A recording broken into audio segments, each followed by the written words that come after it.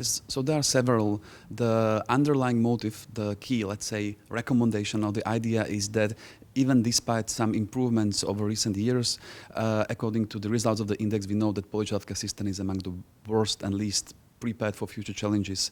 And unfortunately, some of the reforms that are needed require plenty of years to implement and materialize. And in order to do them, your politicians need to buy time. And in order to buy time, they need to implement some quick wins that will enable this time and this reform to implement. So first of all, we would we would recommend to start with something that most of the CE countries struggle, which is that most of countries tend to perceive healthcare expenditure as a cost, not as an investment.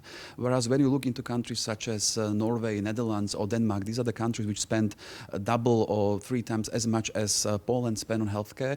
And because they know that when they spend into the people, when they spend into the health of the population, they will get healthy citizens, which will then deliver value from, let's say, economical perspective, because they have a productive population that can work, that can increase the GDP. So this is the first, let's say, recommendation, is to not perceive healthcare expenditure as a cost, but as an investment, because it brings and delivers value in years to come.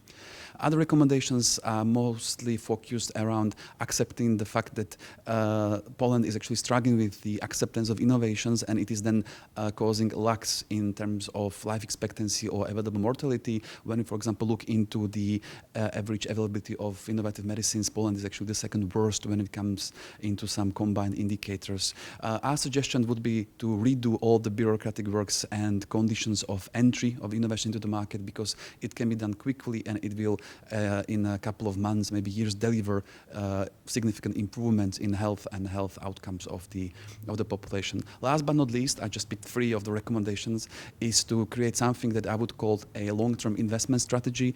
Is that I know that Poland, similar to other countries, is actually using recovery and resilience plan to update some of the outdated infrastructure. However, firstly, it is not enough, and secondly, similar to other countries, unless there is a clear list of priorities linked to primarily areas and projects which are focused on prevention and early diagnostics, it won't be sufficient. So our idea is to create such strategy to find financing for these investments, including, for example, PPPs and other, let's say, innovative forms of financing, and implement these, disregarding who the Minister of Health is.